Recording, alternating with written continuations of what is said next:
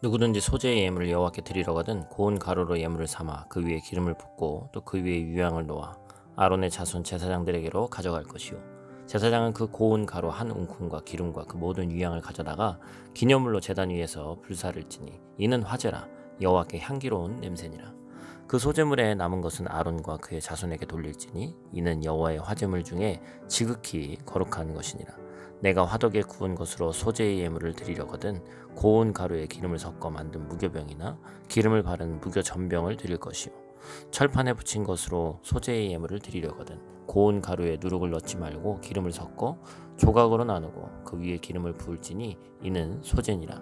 내가 냄비의 것으로 소재를 드리려거든 고운 가루와 기름을 섞어 만들지니라.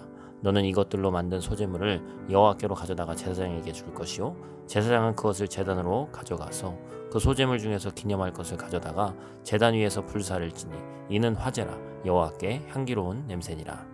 아멘. 샬롬. 오늘도 하나님의 말씀으로 하루 시작하신 여러분들에게 하나님의 은혜와 평강이 충만하게 넘치시기를 간절히 축복합니다.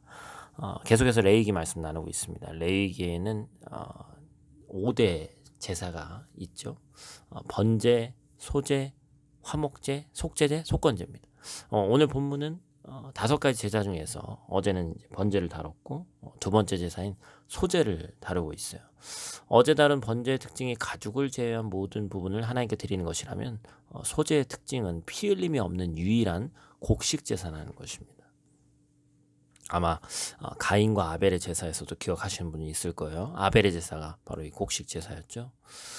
그렇다면 이스라엘 백성들이 언제 하나님께 소제를 드렸습니까? 하나님께 감사를 표현하기 위해서 소제를 드렸습니다. 그래서 소제를 감사의 제사라고 부르기도 해요.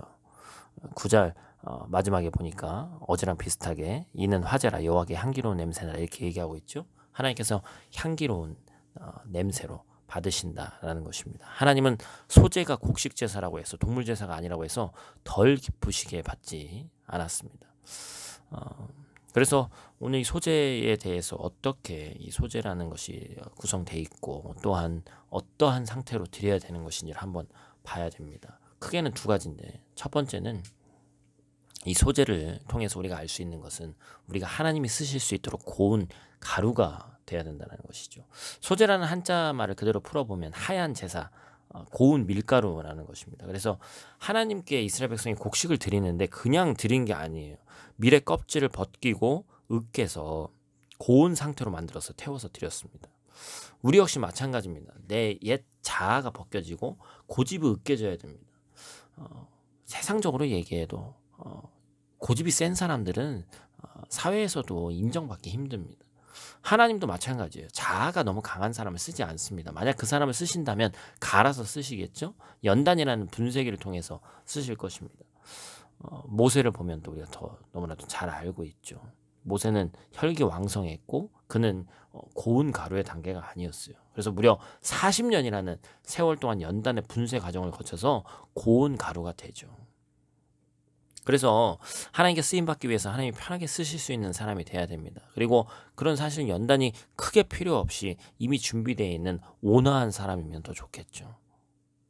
그래서 우리가 고운 가루가 될 수 있는 연단을 통해서 또한 인생의 여러 가지 또 고난과 환난을 통해서 고와질 수 있다면 그것 또한 감사한 일이고 이미 그러한 인격을 갖고 있다면 더 감사한 일입니다. 하나님께서 얘기하시는 우리가 역대기에서도 봤지만 내 마음에 합한 자라는 표현은 고집이 없어서 하나님을 곧장 따라가는 자라는 그러한 뜻이죠. 자신의 욕망이 아니라 하나님의 마음을 따라가는 자가 되는 것이죠. 더불어서 우리가 계속해서 이 소제라는 것을 통해서 알 수 있는 것은 우리가 하나님이 기뻐하시는 산 제물이 되려면 부패하지 말아야 됩니다. 시간 관계상 우리가 뒷부분 읽지 않았지만 11절 말씀 보니까 뭘 얘기하고 있어요? 넣지 말아야 될 것을 얘기합니다. 바로 누룩과 꿀이죠. 그리고 13절 말씀 보니까 넣어야 될 것을 얘기하죠. 소금입니다. 왜 그렇습니까? 누룩과 꿀을 넣으면 변질되고 소금을 넣으면 부패하지 않고 변질되지 않습니다. 하나님은 우리의 마음이 변하는 것을 싫어하시는 것이죠.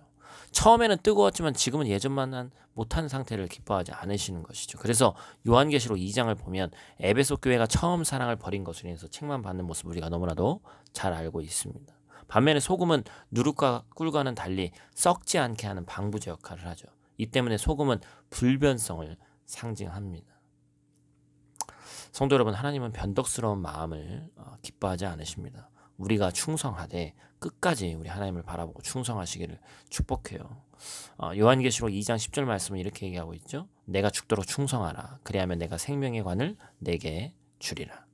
모든 성도가 하나님을 향한 마음이 호흡이 닿는 그 순간까지 변하지 않아서 하나님께 칭찬받는 저와 여러분들 되시기를 간절히 축복합니다. 기도하겠습니다. 하나님 감사합니다. 오늘 하루도 말씀으로 시작하게 하심에 감사를 드립니다. 특별히 소재를 통해서 하나님 우리가 변치 말아야 함을, 또한 하나님이 쓰실 수 있는 귀한 고운 가루가 돼야 함을, 또한 지금 인생에서 환난과 역경을 겪고 있다면 그러한 고운 가루를 만드시고 쓰시려고 나를 준비하신다는 사실을 깨달아 알았습니다. 하나님 오늘도 이 말씀의 내용을 기억하는 하루 될 수 있도록 도와주시고 말씀과 하나님에게 이끌림 받은 오늘 하루의 삶 될 수 있도록 하나님 도와주시옵소서. 사랑하는 우리 성도들 눈동자같이 지키실 줄 믿사오며 예수님 귀하신 이름으로 기도드립니다. 아멘.